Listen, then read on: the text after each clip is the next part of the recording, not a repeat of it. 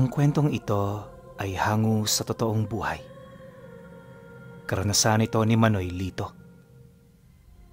Taong 1987, Damulog, Bukidnon.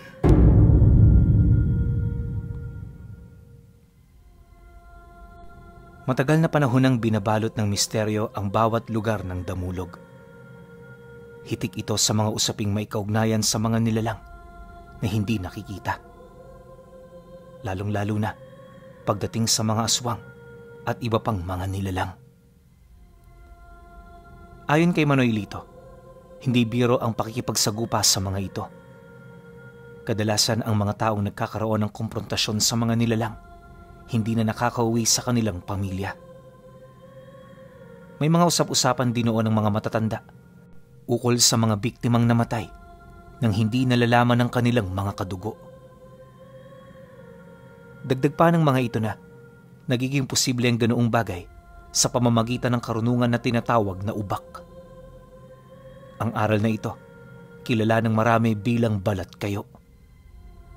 Pero ang ubak ayon kay Manoy Pinuno, hindi literal na balat kayo. Ito ang proseso ng pagtataglay ng balat kayo. Hindi rin ito hinahaluan ng mga usal o ritual. Gawa ng mano-mano ang paglikha sa ubak. At para magawa ito, kinakailangang hilasin ng aswang ang balat ng taong napatay niya para ilipat sa manikang gawa sa purong pinatuyong damo. Lalagyan din nila ito ng bertud bago buhusan ng dugo nito. Nasa paniniwala kasi ng mga aswang, magkakaugnay ang dugo at ang mga alaala ng isang tao. Sa pamamagitan ng dugo at bertud, kikilos ang manika ng naaayon sa buhay ng dati nitong biktima. Maliban sa mga manggagamot at kalahi nila, walang sino mang pangkaraniwang tao ang may kakayahang pumansin dito. Dagdag pa ng mga ito na, sa sandaling mapakawala na ang likha ng ubak, magsisimula na itong makibagay sa paligid. Kung ano ang dati nitong ugali, ganon din ang dadalhin nito. Bagaman hindi mapanganib ang nilalang, naniniwala ang matatanda na nagdudulot ito ng kamalasan sa pamilya. Kapag nagkaroon din ng buntis sa bahay kung saan ito nakatira, ito ang magiging daan ng mga aswang para makuha ang sanggol. Dahil sa ganoong kakayahan ng mga nilalang, araw-araw nilang pinag-aaralan ang kilos ng kanilang mga mahal sa buhay. Tinitingnan din nila ang balat nito kung meron doong kakaiba. Kadalasan, ginagawa nila ito sa mga taong nagkakaroon ng komprontasyon sa mga aswang. Subalit sa hindi malamang dahilan, wala pa silang nadadakip na ubak. At ang agam-agam ukol sa mga ito, nananatiling palaisipan hanggang sa pangkasalukuyan. Yon ang akala ng marami. Lingid sa kanilang kaalaman, may isang pamilya sa baryo ang nakakaalam ukol sa mga ubak. Bukod kasi sa ilang beses na silang nakadakip nito, kilala rin sila ng iilan bilang pamilya ng mga albularyo. Subalit sa kabila ng gano'n nilang estado, marami pa rin ang parang tutol sa kakayahan nilang manggamot. Madalas nakakaranas din sila ng kahihiyan, buhat lamang sa isang pagkakamali ng kanyang ama na nagawa nito ilang taon na ang nakakaraan. Kung hindi nyo kasi na itatanong Pinuno, dati nang bantog sa kanilang lugar ang ama ni Manoy. Hindi pa siya nun tinuturuan ng aral at kasalukuyan pa siya nitong tagabitbit ng mga gamit nito tuwing meron itong ginagamot. Sa loob ng ilang taon, wala namang naging pagdududa ang tao sa kanyang ama. Ngunit, nung may makaharap silang isang ubak, dito na unti-unting nagbago ang lahat. Yung pamilyang na biktima nito, isang kilala at mayamang pamilya sa lugar nila. Noong una naging maayos naman ang gamutan. Kaso lang nung inilahad ng kanyang ama na isa ng ubak ang anak nitong babae, dito na yun nagalit. Hindi ito makapaniwala sa kinahantungan ng panggagamot, kaya nagsimula na itong magtanong ukol sa mga napansin nito. Lahat ng naging tanong nito sa tatay niya, nasagot nito ng malumanay. May mga pruweba rin itong ibinigay, ngunit dahil sa pagmamahal, tila bang naging bulag at sarado ang isip nito. Mas lalo rin yung nagalit sa kanila nung mamatay ang anak nito sa kasagsagan ng panggagamot. Hindi matanggap ng pamilya ang mga nangyari, kaya agad itong nag-eskandalo. Marami itong ipinakalat na mga bagay na hindi naman totoo, dahilan para masira sila sa lahat ng taong nagtitiwala sa kanila. Sa halip din na ipagtanggol ng tatay niya ang sarili nito, umalis siya ng walang kahit na anong sinasabi. Wala rin itong sinagot sa mga alegasyon, hanggang sa naniwala na nga ang mga tao sa mga maling impormasyong kumalat sa baryo. Magmula noon, binansagan na silang bulaan at nanggagamot lamang dahil sa pera. Hindi man katanggap-tanggap ang mga sinabi nito sa kanila, pinili nilang maging matatag. Paulit-ulit ding sinabi ng tatay niya na mas mainam na hayaan ng mga tao sa mga bagay na gusto nilang paniwalaan. Dahil sa ganoong sitwasyon, palihim na nagsanay si Manoy Lito. Nung mataglay na niya ang kabuuan ng aral ng kanyang ama, nagsimula siyang magsaliksik ukol sa mga ubak. 5 taon niyang pinag-aralan ng tungkol sa mga ito pinuno, kasabay ng kanyang paghahanap sa mga nilalang na may kakayahang gumawa ng ganoong bagay. Bawat gubat, mga liblib na sityo at kung ano-ano pang lugar, napuntahan na niya para lamang masagot ang mga katanungan sa isip niya. May mga pagkakataon ding naiisipan na niyang sumuko, pero sa kabila nito nagpapatuloy pa rin siya, hanggang sa dito na niya nakita ang mga nilalang na may kakayahang gumawa ng aral ng ubak. At ang lahing tinutukoy ni Manoy ay ang lahi ng mga aswang na may dugo ng berberoka. Walang eksaktong pagkakakilanlan ng mga ito dahil kilala ito sa maraming pangalan. Utyaw, garu-garu, at mang-ut, at kung ano-ano pa ang tawag sa mga ito. Ngunit sa kabila ng pangalan ng mga nilalang, iisa lang ang kanyang nasisiguro at yun ay walang iba, kundi ang katotohanang mas malakas pa ito sa gabunan ng mga aswang. Dagdag pa niya na, madalas sa mga utyaw, naninirahan sa mga paanan ng bundok na parang mga albularyo. Madalas din itong nagbabalat kayo bilang mga matatandang uugod-ugod na. Sa mga mata rin ng ordinaryong tao, kaya nitong magbalat kayo bilang mga manggagamot para lamang makuha ang kanilang mga loob. Kadalasan ng palatandaan ng isang utyaw ang taong iyong kaharap ay ang pagkakaroon nito ng malaking tiyan. May mabaho rin itong hininga na kahit ilang beses mong langhapin, sadyang hindi pa rin katanggap-tanggap para sa iyong sistema. Gumagamit din ito ng maginoong salita at likas dito ang pagiging matulungin. Subalit lahat ng kabutihan ng mga utyaw, isa lamang itong pagbabalat kayo. Sa sandaling makuha nito ang tiwala ng isang tao, dito na magsisimula ang kanilang mga hakbang. Una, tataniman muna nila ito ng sakit para masigurong babalik ito sa kanila. Pagkaraan ng 1 buwan, matutupad nga ang kanilang plano. Sa sandaling tumungtong ito sa kanilang pamamahay, hinog na ang kanilang mga itinanim. Habang ginagamot naman ng mga utyaw ang kanilang biktima, palihim na nilang isasagawa ang mga itim nilang balak. At sa kasamaang palad, ang taong nahulog sa kanilang plano, hindi na makakabalik ng buhay sa kanilang tahanan. Mananatili sa loob ng bahay ng mga utyaw ang labi ng biktima at lalabas ang ubak bilang panibagong katauhan nito.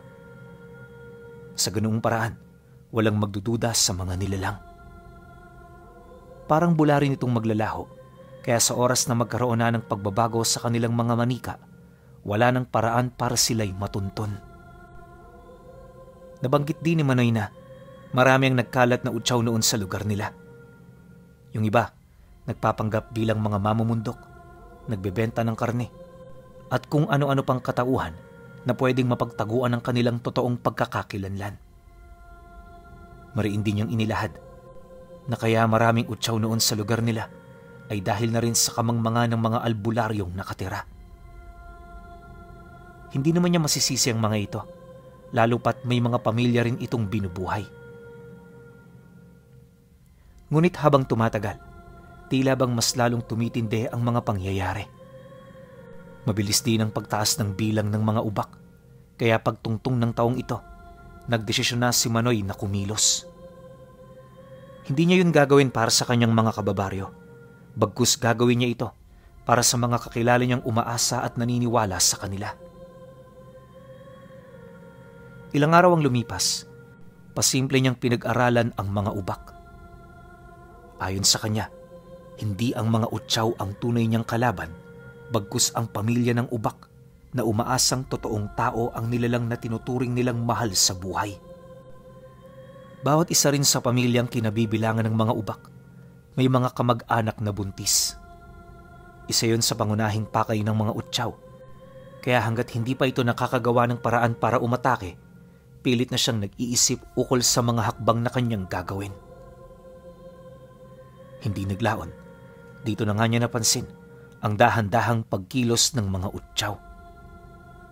Narinig kasi ng mga itong malapit ng mga anak ang kadugo ng kanilang mga biktima, kaya gabi-gabi nilang pinapakilos ang mga ubak. Nang malaman naman ito ni Manoy Lito, nagpasya siyang maglibot sa baryo ng 10 oras.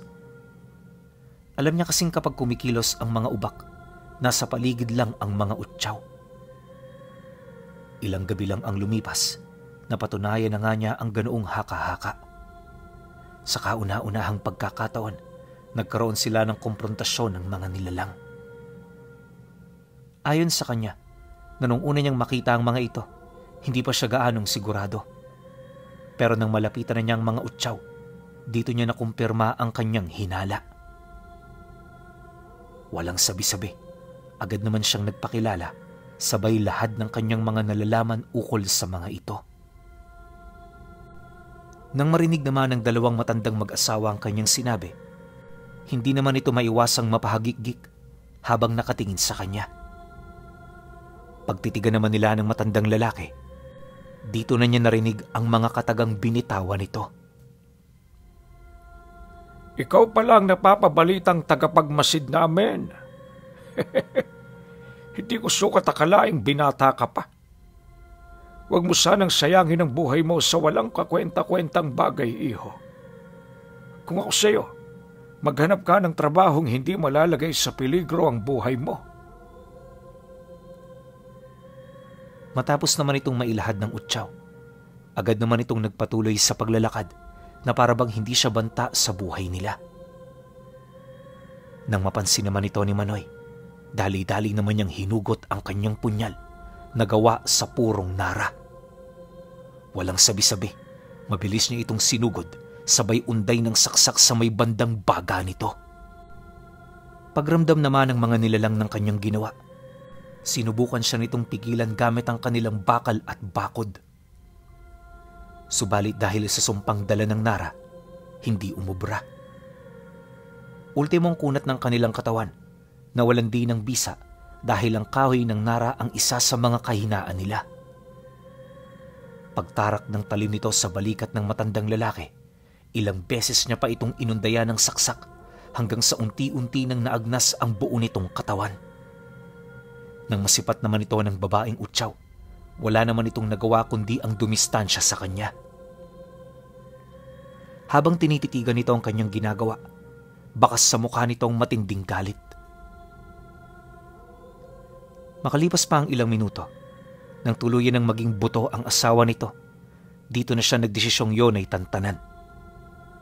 Pagtayo niya mula sa kinaroroonan ng napaslang niyang nilalang, dinuraan niya pa ito ng 3 beses habang pinapagpag ang mga alikabok na nagkalat sa kanyang damit. Sa pagtitigan naman nilang dalawa, dali-dali naman niyang isinukbit ang punyal na hawak niya, sabay wika ng, "Base sa nalalaman ko tungkol sa inyo, magkaugnay ang inyong mga lakas. Kapag nawala ang kalahati ninyo, ibig sabihin, kalahati na rin ang taglay ninyong kakayahan. Kung gayon, paano mo pa ako malalabanan yan? Mag-isa ka na lang." Nang marinig naman ng matandang babae ang kanyang sinabi, bigla naman yung umangil habang nanlilisik ang mga mata nitong nakatingin sa kanya. Akala ni Manoy Lito atakihin siya nito, pero laking gulat na lamang niya nang bigla itong dumukot ng itim na bato mula sa loob ng salawal nito. Pinaikot-ikot yon ng matanda sa kanyang kamay habang nag-uusal. Matapos nun, binitawan niya ang hawak niya at pagtama nito sa lupa, naglabas ito ng isang itim na usok. Mabilis itong kumalat sa paligid kasabay ng parang bula nitong paglaho. Pagsilay naman ni Manoy na wala na ang nilalang, alam niyang natakot na ito sa kanya. Inaasahan naman niya ito, lalo pat sa lahat ng albularyong nakatira sa lugar nila, siya lang ang may alam ukol sa kahinaan ng mga utsaw. Nasisiguro rin niyang hihingi ito ng tulong sa iba pa nitong mga kasama para pabagsakin siya. Ngunit sa kabila ng ganoong banta, hindi siya nakaramdam ng anumang pagkasindak. Bago pa man kasi ito mangyari, alam niyang nakahanda na siya sa maaaring kahantungan ng lahat. Dumaan pa ang ilang minutong pagmamasid sa paligid. Minabuti na niyang umalis sa lugar. Kahit nagkaroon na sila ng komprontasyon ng mga nilalang, pilit pa rin niyang hinanap ang mismong tahanan na pagmamay-ari ng ubak. Sa loob ng ilang oras niyang paglilibot, nahanap na nga niya ang bahay. Kaya naman niya nasabing ubak ang naninirahan dito ay dahil sa kaguluhang nangyari noong gabi. Yung pamilyang nakatira sa loob ng bahay, panay ang pagsisigaw na animoy may nakitang hindi kaaya-ayang nilalang. Nang marinig naman ito ng mga kapitbahay nila, nagmamadali naman itong sumugod para makiusyoso. Nang mapansin naman ito ni Manoy, agad naman siyang sumabay nang sa gayoy hindi siya mapaghalataan. Pagpasok naman nila sa loob, laking gulat na lamang niya nang makita niya ang isang matabang lalaki na walang patid na sumusuka ng mga tuyong damo. Kahit anong gawin ng mga kamag-anak nito, hindi nito kayang pigilan ang malabukal na likido na nagpupumilit lumabas sa bibig nito. Maya-maya pa, unti-unti na ring nangayayat ang lalaki, hanggang sa mawala na ito ng malay. Gayunpaman, kahit tumakas na ang ulirat ng taong yon, patuloy pa rin itong nagsusuka. Dala naman ng matinding pag-aalala ng mga kamag-anak, nagmamadali naman itong tinawag ang mga kakilala nilang albularyo. Kalaunan pagdating naman ng mga ito, kung ano-ano naman ang kanilang ginawa, na kesyo tinawas nila, hinanap nila ang lason at kung ano-ano pang hakbang na malayo naman sa ginagawa ng mga utaw. Si Manoy Lito noon kahit nakatingin lang, alam niyang mali ang ginagawa ng kanyang mga kapatid sa paniniwala. Gusto man niya itong tulungan, alam niyang kapag ginawa niya ito, siya lang ang mapapasama. Ilang minuto pa ang lumipas, nang akmang aalis na siya, nataon namang may dumating na albularyo na kakilala ng tatay niya. Pagsilay naman ito, dali-dali naman siya nitong tinawag habang nagtatanong ukol sa kung ano ang nangyari sa lalaki.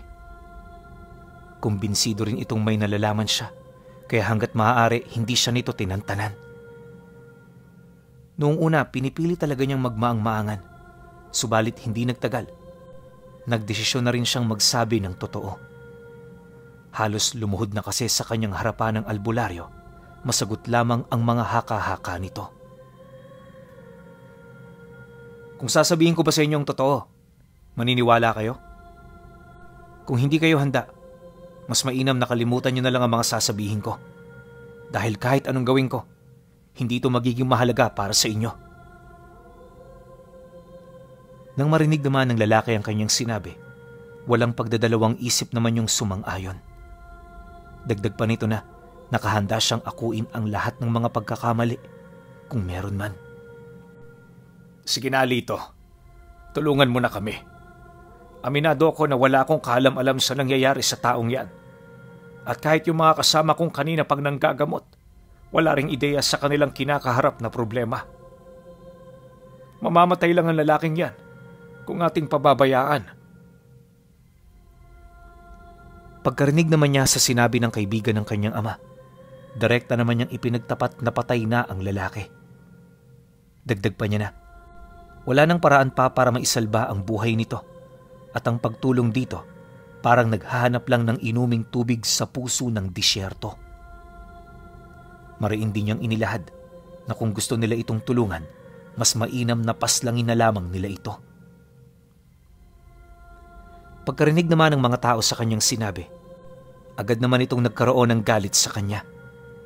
Ngunit sa halip na pansinin ng mga masasamang sinasabi nito ukol sa kanya, nagpasya siyang itoon ng kanyang wisyo sa mga kapatid niyang albularyo. Pagtatapat pa ni Manoy Lito na, ubak na ang taong yon, kaya maaaring matagal ng patay ang totoo nitong katawan. May mga bagay din siyang inilahad sa pamilya ukol sa kinakain ng kamag-anak nila at ang iilan sa mga kilos nito na hindi pangkaraniwan. Pagkarinig naman ng ama ng lalaki sa kanyang sinabi, dito na ito naglahad ng mga bagay na napansin niyang parang hindi kapani-paniwala. Ayon dito na, nakikita niya ang kanyang anak na kumakain ng damo tuwing dapit hapon. Kapag dumudumi rin ito, purong buhangin, damo at dumi ng hayop ang kanyang nadadatnan sa palikuran. Noong una nga, inakala niyang namamalikmata lang siya, pero sa katagalan, dito niya napagtantong hindi ito bunga ng malikot niyang imahinasyon. Matapos namang magbigay ng testamento ng lalaki, direkta naman siya nitong tinanong ukol sa kanyang mga nalalaman. Maging ito man kasi, aminadong hindi naniniwala sa kwento ng mga ubak. Kahit nga mga albularyo, naniniwalang alamat lang ang tungkol sa ganoong kalakas na balat kayo. Hindi yun alamat, at mas lalong hindi ito bunga ng aking imahinasyon. Ang nakikita nyo ngayon isang purong ubak. Kung gusto nyo itong mapatunayan, nais kong paalisin nyo ang lahat ng tao rito. Ang may iwan lang, ang kapamilya ng lalaki at ang mga kasama kong albularyo. Nang marinig naman ng mga ito ang kanyang sinabi, hindi naman yung nagdalawang isip na sumunod. Nakakapanduda man sa una, naglakas loob itong bigyan siya ng pagkakataon para mapatunayan ang sarili niya. Sa pagsara naman ng mga pinto at bintana, dito na siya unti-unting lumapit sa lalaki na kasalukuyan pa ring walang malay. Pagkakuha naman niya ng punyal, dahan-dahan niyang hiniwa ang kamay nito hanggang sa tumambad na sa kanila ang bungkus ng patay na damo. Matapos naman itong maipakita ni Manoy, nagdulot ito ng matinding takot at palaisipan para sa lahat. Ultimo ang mga albularyo, halos hindi makapaniwala sa kanilang mga nasilayan. Paghiwa naman niya sa may bandang dibdib nito, bumungad sa kanila ang isang batong tumitibok. May mga daluyan din ng animoy dugo na nagmumula rito para dayain ang mga kamag-anak nito kung sakali mang aksidente itong masugatan.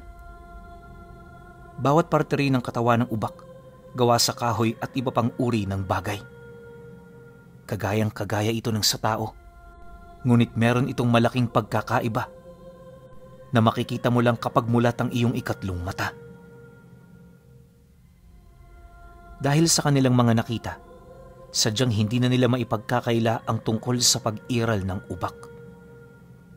May hirap man itong paniwalaan noong una, aminado silang totoo ang mga bagay na kanilang nakita. Matapos namang wasakin ni Manoy ang bertud na pinagmumula ng buhay nito, dito na tuluyang pumanaw ang nilalang. Paglupasay ng katawan nito, agad naman niyang inabisuhan ng mga kamag-anak na sunugin na ang bangkay. Hindi nila ito maaaring iburol, lalo pat ang mga ubak ay nagdadala ng laso na kumakapit sa hangin kapag nagsimula na ang proseso ng pagkabulok ng katawan nila.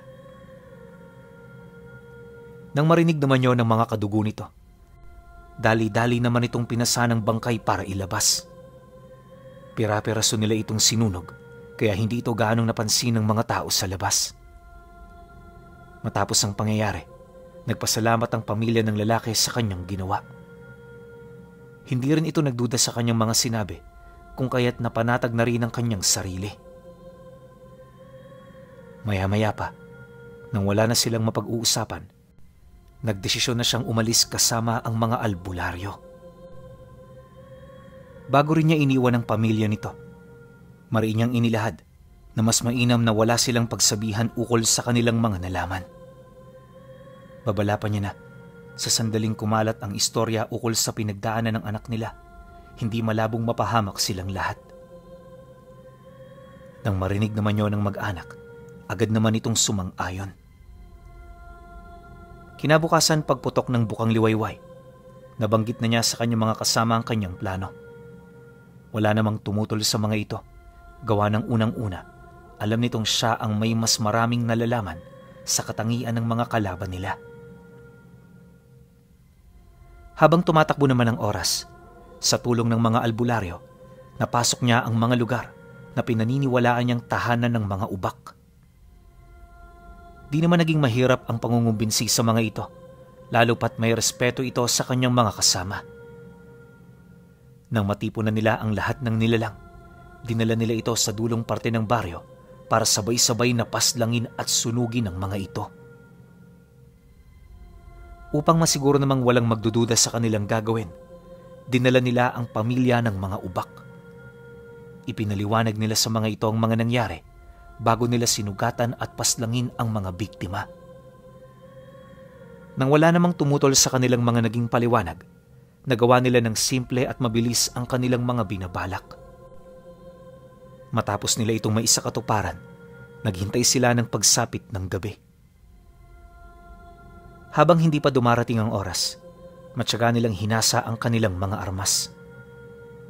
Kalaunan, nang maihanda na nila ang mga ito, sakto naman ang pagsapit ng 8:00 ng gabi. Ilang minuto rin silang nakiramdam sa kabuuan ng lugar bago sila nagdesisyong lumakad.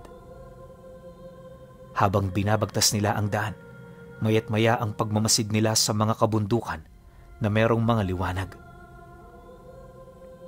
Paglabas naman nila ng baryo, bumungad sa kanila ang 2 burol na merong siga sa paanan nito. Nang mapansin naman ito ni Manoy, agad naman nilang tinahak ang daan patungo sa lugar. "Bilisan nyo, dahil aalis ang mga yan maya-maya lang."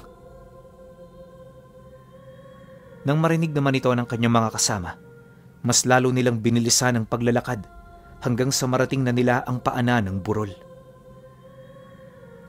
Pagsilay naman nila roon ng malapitan, nakita nila ang 2 matandang mag-asawa na kasalukuyang nagsasara na ng kanilang mga tahanan.